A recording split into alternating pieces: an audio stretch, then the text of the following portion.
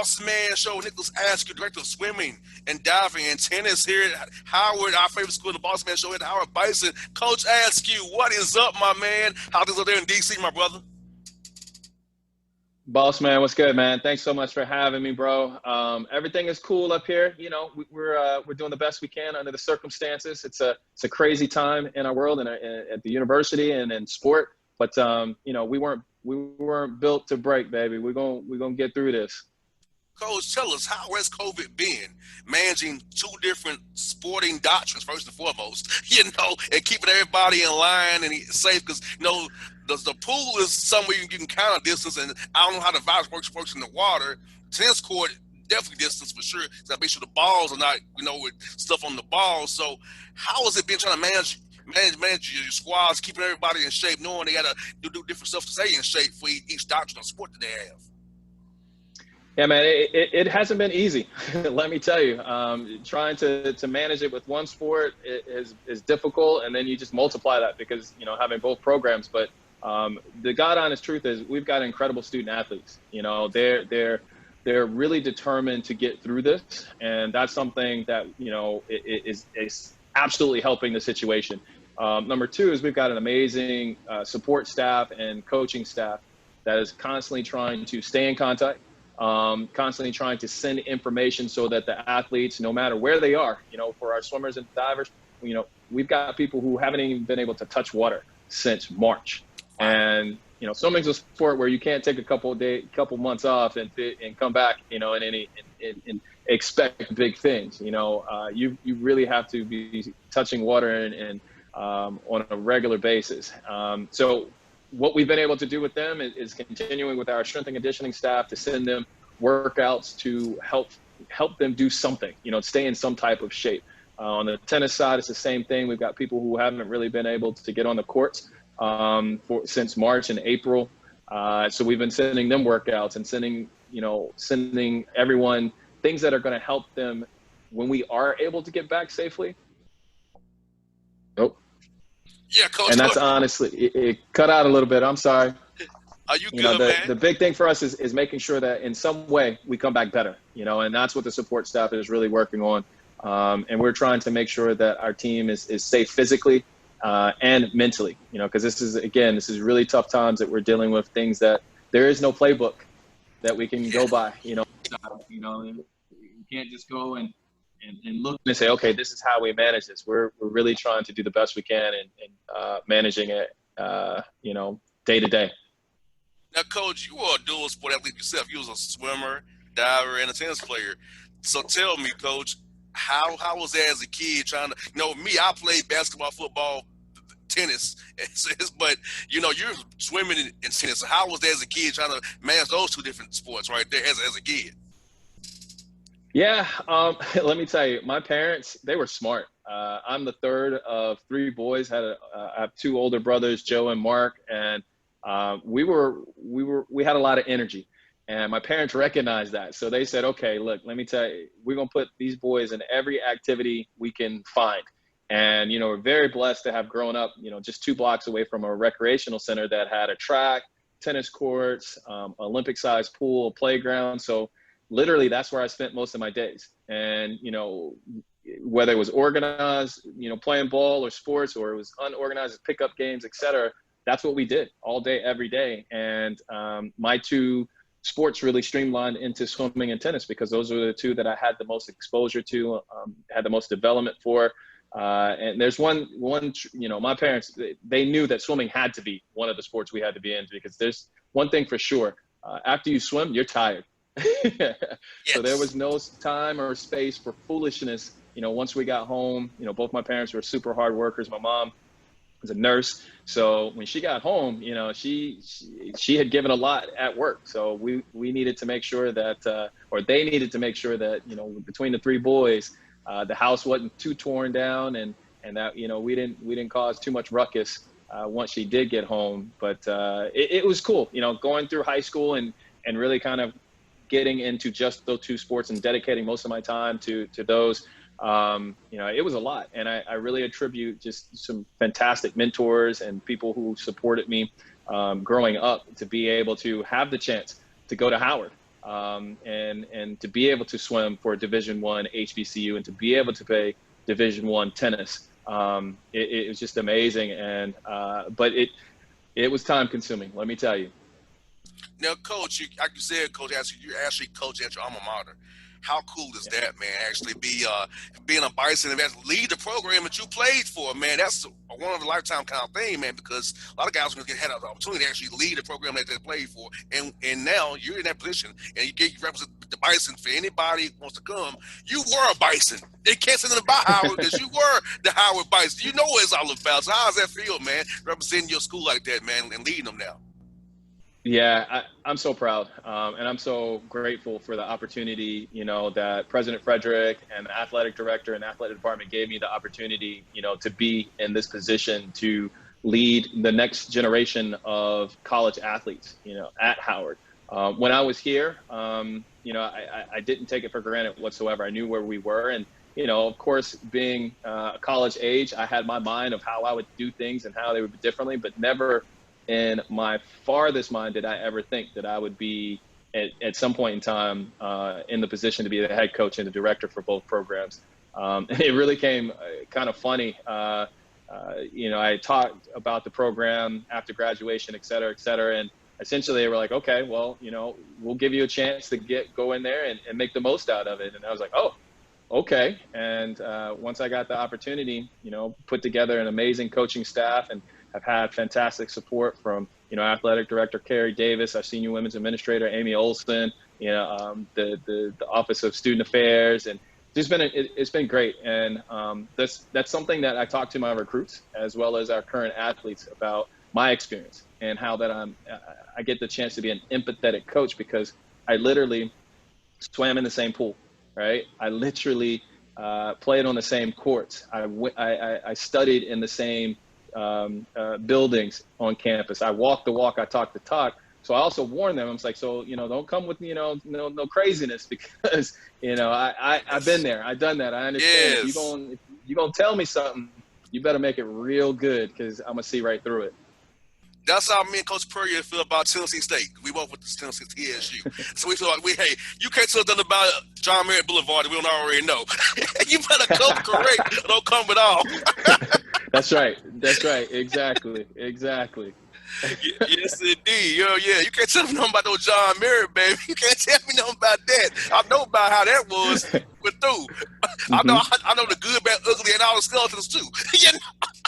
Exactly. So when you walk through the door, you better have your story straight because I'm gonna see. We're gonna see right through it immediately. Like, okay, man, for real.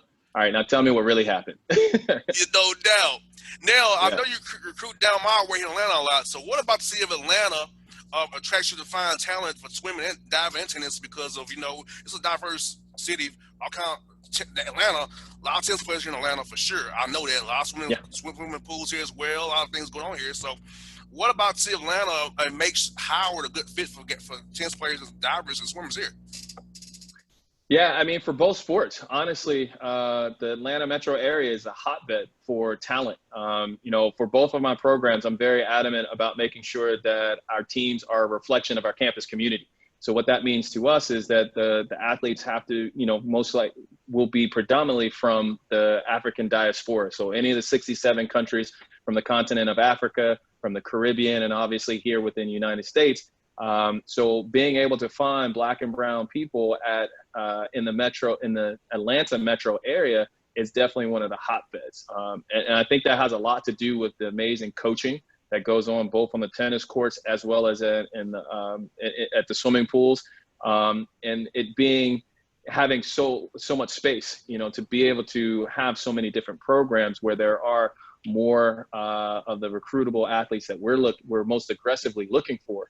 And a lot of those coaches for both tennis and swimming came from HBCUs, and have an association with the HBCU. So the Atlanta area knows the Howard brand very well.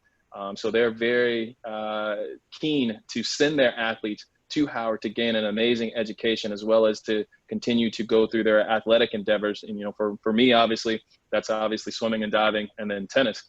So we're excited about it, and we're excited about continuing to keep that pipeline super strong, and seeing how many more of the athletes from the Atlanta area can come. I don't know I don't know if there's some additional secret sauce down there in the ATL that's leading to, such phenomenal athletes, but we've definitely been the benefactor of seeing so many come down there. And we've had graduates from Howard, obviously, that again continue to really make the brand super strong. The former mayor Kasim Reed, former mayor Andrew Young, who, by the way, Andrew Young swam for Howard University when he was here in undergrad.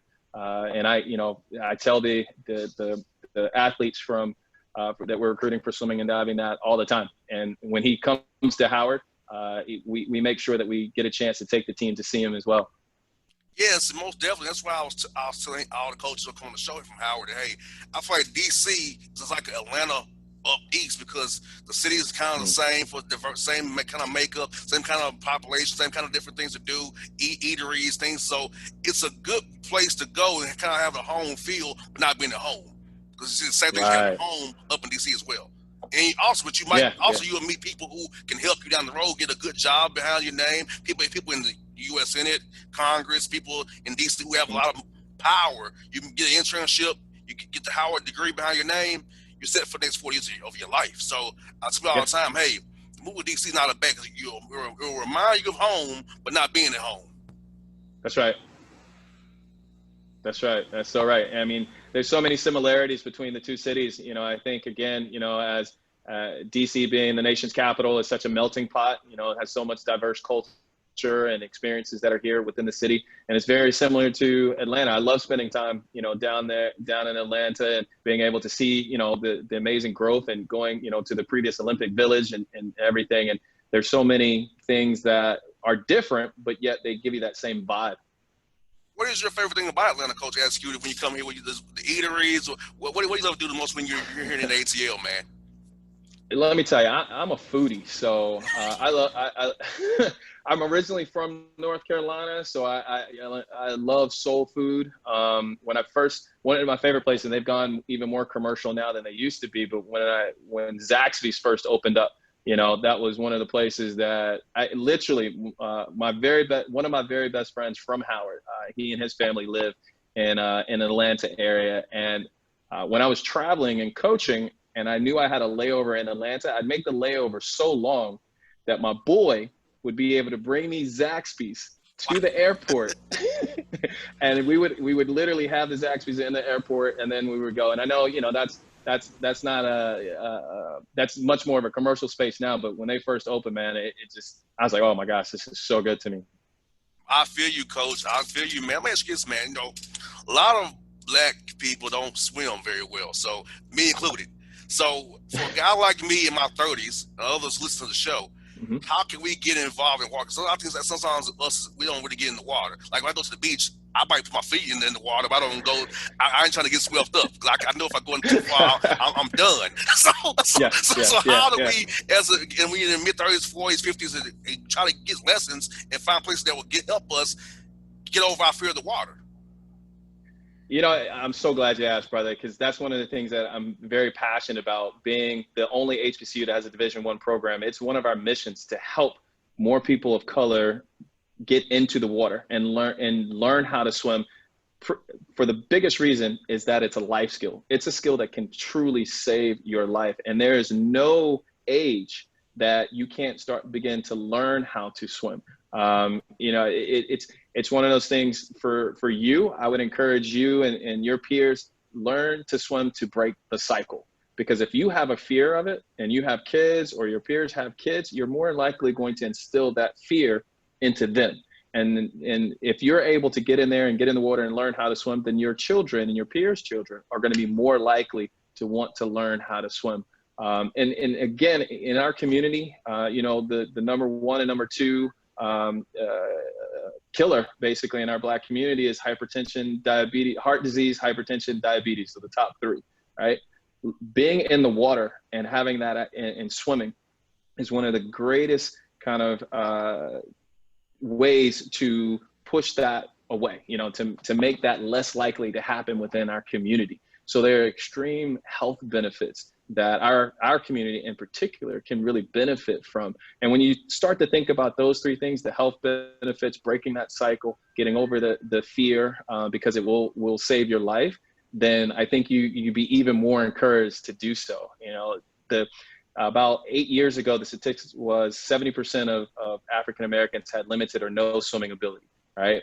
In the last 5 years, we've been able to bring that down to 65%. So we're making a difference. But again, that's far too many that we truly can make a difference, you know, and bring that down to continue to bring that percentage down so that we can save lives both from being in the water as well as, you know, from those other conditions that I spoke of.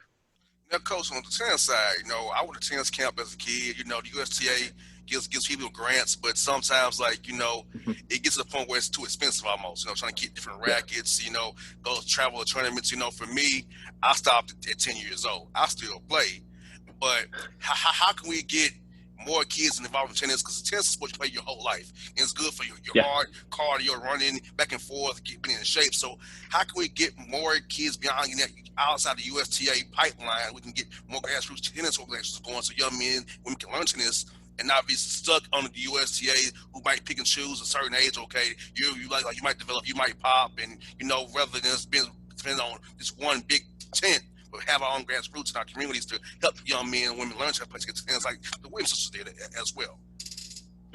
Yeah, I mean, I think the biggest thing is in each community, there are typically grassroots organizations, nonprofit organizations that are doing a tremendous job of being able to put rackets in young kids' hands and in families' hands, to be honest with you.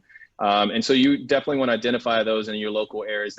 In an Atlanta area, they're not hard to find. The Atlanta area has one of the largest concentrations of tennis players, especially tennis players of color, in the entire country. I believe the organization is called ALTA, Yes. Atlanta Lawn and Tennis Association. So that's huge. And then, you know, also researching the American Tennis Association, which is the nation's oldest tennis association in the country, and starting to really benefit from the resources that they have. And the USTA is actually doing a much better job than they had been previously doing in past years of being able to support organizations like that. I think far too long, people looked at the USTA to kind of be the savior, and this is where I needed to go, and they have to support me, or they have to pick me. But now it's more of the USTA is really trying to give resources to these smaller organizations in order to support them, because nobody can do it better than your hometown or your home folks. So for the young ones that are continuing to come up, you know, to get involved with that. One of the biggest things I always promote for tennis, especially, is being a part of an organization where, you know, your friends are a part of it. You feel like it's a family atmosphere, because you're gonna, you know, it's the sport of love. You know, you're gonna love going, you're gonna love playing, but when you get involved and you're just doing lessons all the time, you know, that seems too much, especially for a young one. That's like work. Who wants to go and, you know, at 10 or 12 years old to a tennis lesson? You know, you want to go play. That's what kids want to do. They want to play, they want to compete. And that's more in those environments where you have those grassroots organizations to give them the opportunity to do that. And of course, if you're continuing to show talent, then you can play the tournaments, you know, start getting your tournament count up to compete, you know, at that level. And obviously, you know, there's no one size fits all, but I think that will definitely help, you know, kind of the base. We have Donald Young here in Atlanta, of course, Chris Eubanks from Hmm. Georgia Tech, and Tia Francis Tiafo from the DMV. How much does he Yeah. come around you guys and help out your program? Well, you know, one of the things that we're building at Howard is we're trying to develop a deeper pipeline or a deeper connection with the pro tennis players of color. We feel like Howard is a great place for them to be able to want to give back. I think there's a sense, especially, you know, after everything that's gone on this summer, you know, that really kind of ignited with the killing of George Floyd. You know, Black athletes are feeling of a sense of, you know, what else can I do? And Black tennis players are no different than that. And one of the things we want to be able to provide and be a place for them as an HBCU, playing a predominantly white sport, is be able to have them have an opportunity to give back. and to, to talk with our team and to speak with our team, and not just them, but also the coaches that work with them. I think it's a win-win situation for obviously our program as well as, for the tennis players. So we're really excited about that. Francis Tiafoe obviously is from, the DMV. I got a chance to watch him really develop here at the JTCC. That's right here in Maryland, and super excited about his successes and what he's doing. So looking forward to, obviously he would be one of the first ones that we would look to be able to, connect with, to spend some time with the team. And then of course, obviously Chris Eubanks, Taylor Townsend, Donald Young, et cetera, are great as well, and welcome, to be able to come back. Yes, and coach, I'm actually about training the guys on tennis court. Do you train on the hard, true green clay, the red clay, or you just do on some medium pace hard courts? How is it going for you guys? Yeah. Well, college tennis is predominantly played on the hard court. So, when we train and we compete, it's on the hard courts. A lot of the surfaces, a lot of times where we get a chance to be on different surfaces like red clay or even hard true is going to be in our off season. And that's a time where we're really truly working on a lot of development, because, the clay, as you're a former tennis player, you got good tennis knowledge. It takes a lot more point development or shot selection in order to win points on the clay. So, that's great for grinding and training and working on different components of your game.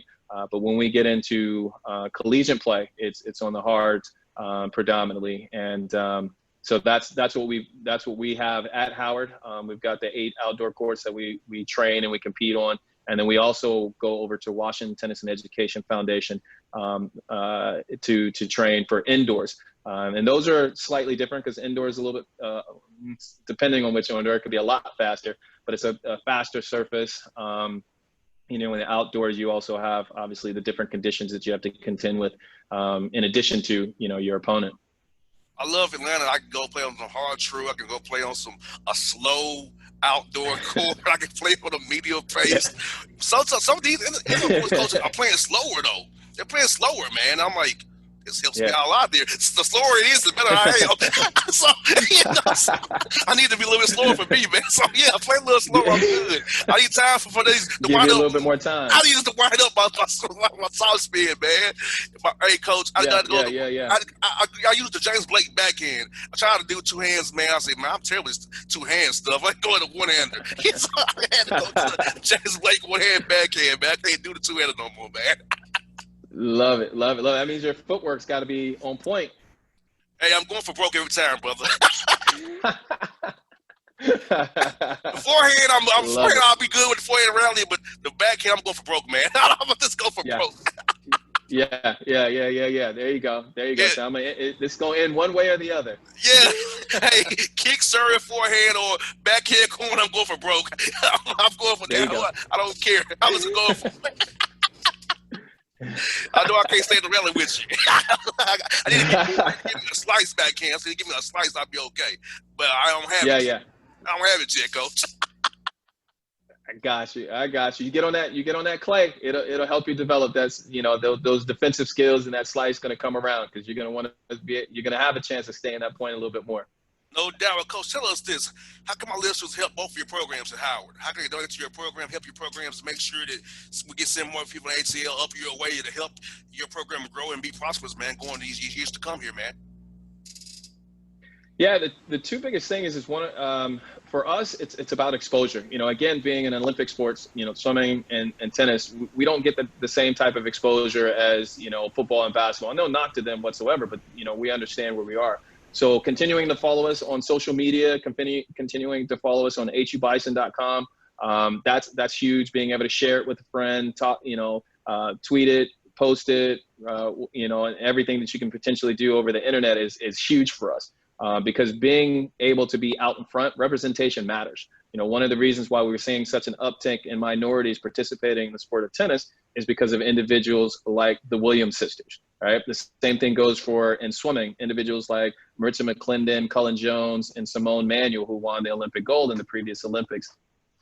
That's huge. So exposure and definitely helps our program. The second thing is contributing, especially in these times of COVID. We've seen the two sports that are getting cut the most right now are swimming and diving and tennis. And that's a scary thought, for anyone who loves both of those sports. And so being able to contribute financially, and this is difficult time, so we understand, that the contributions may not necessarily be coming in as large or as plentiful, but every dollar counts. Going to hubison.com and contributing to our Bison Blue Fund, and using the designation of swimming and diving or designation of tennis absolutely goes directly to our program to be able to help support and make sure that our team has everything that they need in order to be successful. No doubt, Coach Askew, thank you for your time today. It's been fun talking some swimming and diving tennis with you, man, because, hey, man, it's been fun. Hopefully you can get on the court with you one day. You can give me a little lesson about this slice backhand, man. Get me straight, man, so I can not have to go for every backhand I get, man, where I feel like I'm out of the point, man. Hey, man, let me tell you, as soon as things are safe for us to travel and everything, I'll definitely be down in the Atlanta area, and I'll glad to get on the court with you. Just got to make sure you bring me some Zaxby's. I shall. Deal. I got you done, man. Cool. This is Coach Askew on the Bossman Show with Higher Bison Diving Coach and tennis coach. Check them out at hubison.com. Help them out. Donate today, people.